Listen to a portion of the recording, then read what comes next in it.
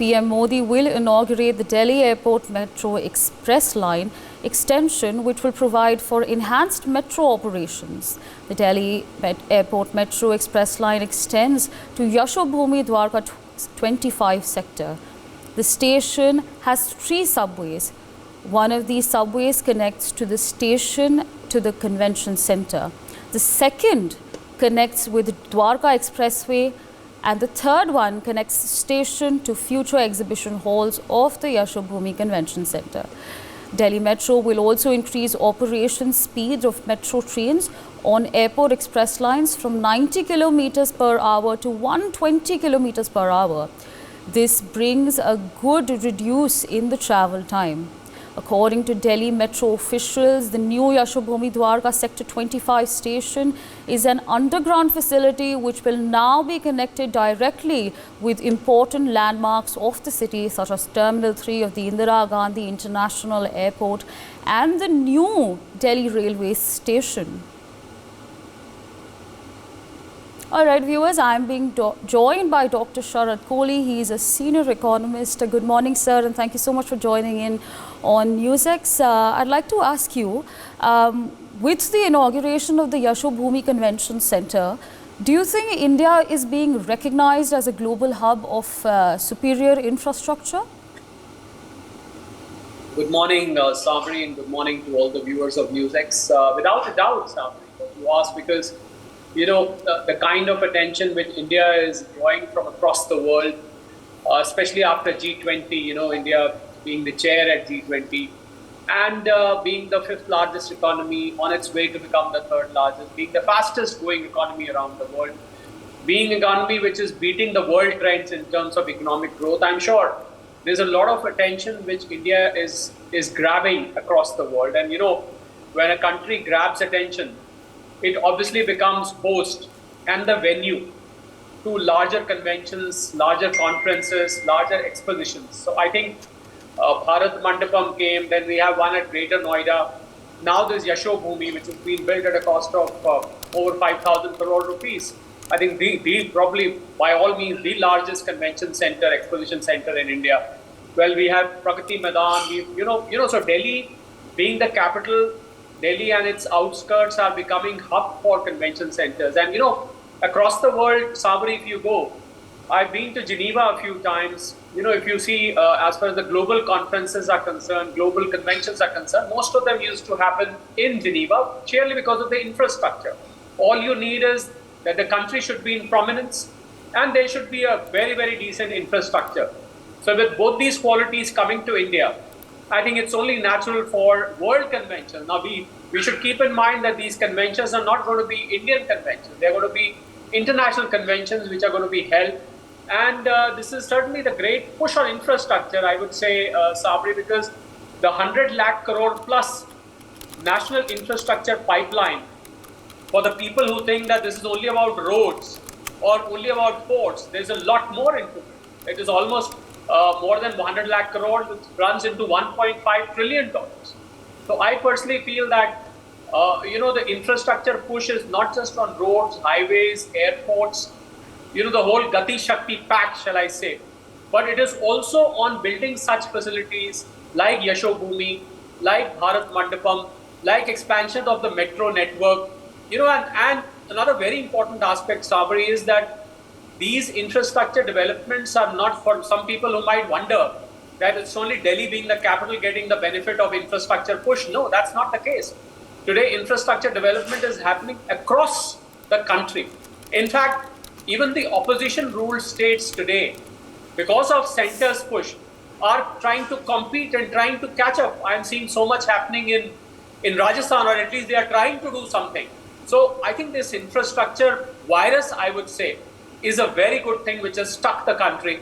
And this is the best way we can reach the 2047 goal of being a developed country. The very first characteristic, Sabri, of a developed country is a very solid, a very robust infrastructure. And I think once infrastructure is there, so many problems get solved with one single solution. Once you have infrastructure, you see the multiplier effect. Well, I must tell the viewers as an economist that every single rupee spent, for example, on a road to a village has a 8 times multiplier effect. You know, children can go to school, people can run businesses, people can come for jobs, you know, farming grows. I can just go on listing, and I think infrastructure at such a large scale, infrastructure push at such a large scale will propel the country to reach that Amrit Kal, that 2014, 2047 target of being a developed economy sooner. So I think hats off to the government. I mean, or some people who say that the country's debt is 155 lakh crore rupees today. Well, I have to answer and tell them that if some of the borrowed money is being used for infrastructure, then this borrowing should have happened decades ago. Today we would have been a developed country. If this had happened 50 years ago, we would have been a developed country today, but because it wasn't done before, at some point, some country has to enter the phase where you head towards a developed economy. And I think this is India's decade. And I feel, Sabri, that this Yashobhumi type infrastructure push, I think this will bring the country to global limelight, and you will very soon see the number of tourists increasing in India. You will see the number of conventions increasing in India. You will see India becoming and replacing Geneva in the times to come, Sabri. Right, sir, absolutely. I'm also being joined by Joyita Basu. She is the editor of the Sunday Guardian. Good morning, ma'am, and thank you so much for joining in. Now, parallelly, or in fact, correspondingly, we also have the Dwarka Sector 25 metro station that is slated to be inaugurated. So do you think with these emerging facilities, are we on par with the international standards? Yeah, good morning. And you see, if we are talking about India in the 21st century, India wanting to become a developed country, at least the developed country's level of income by 2047, infrastructure is a major player in that particular push that Indian economy is going to get. Because unless and until you have road, rail connectivity, metro, you see, I mean, unless and until this logistics is in place, unless and until you have the facility to move goods from one place to another, people, goods, everything conveniently and at a reasonable cost, it is very difficult to even aspire to be what we want to be by 2047. So when we are looking at a capital city like Delhi, now what happens there is that you go to any, the Western capitals we are talking about, think of Paris and all, and think in terms of the network of metro that they have. Okay, and it's like, and the thing is, one big difference is that, you see, the Western world, because they got all these things early on, now their infrastructure has started crumbling. And because we have had a late start, now we are not only matching global standards, we are bettering that. Because if you compare, the reasonably old metros like in Paris or London or this thing, and compare with the Delhi metro is far, far better. Okay, because you see, we have started late, but yes, we have to maintain it. We have to constantly improve it. If we are talking about international standards, matching international standards, it's a constant process of development. It's a constant process of evolution and matching up with kind of the technology that is already existing in the West and even getting better. Because what has happened in the West is, you see, look at their airlines, and a lot of their airlines, not all of them, the lower cost ones and all, because they have they are crumbling. Western infrastructure has started crumbling, and we have, so number one, you learn the lessons from them, you learn your lessons from China. That way, however much we hate China, the fact of the matter is that China has been doing a great deal of work in terms of infrastructure. Let us forget about the intention of what it does when it goes to other countries and all. But the fact is that they have doing a great job. So we have a lot to learn from China more than from the West. So yes, it has to be constantly done in a manner that we are up with the latest technology. And in a capital city, national capital, in fact now an international city like Delhi, it is but natural that we have to match international standards. Absolutely, ma'am. And as you speak, we have live shots on our channel of Prime Minister Narendra Modi in the new metro station. You can see him interacting with people, and these are some very nice visuals. Meanwhile, I'd like to rope in Dr. Sharad Kohli. With these world-class facilities, how is this going to affect India's economy? Well, it's going to have a magical effect, if you ask me in one word, because as I said, infrastructure investments, there are four engines of which drives an economy. One of the very key engine is government spending. So this is part of government spending, which government, as I said, has committed more than 100 lakh crore for the national infrastructure pipeline. And, as far as the transport is concerned, Sabri, I would particularly like to mention the Gati Shakti initiative, coordination of the various ministries who come together. About 16 ministries have come together for the Gati Shakti. What used to happen is that there was a file lying in one ministry, railways, shipping, ports, airways, highways, they are all integrated. They are all part of your major infrastructure, and they are all interlinked and interconnected to each other.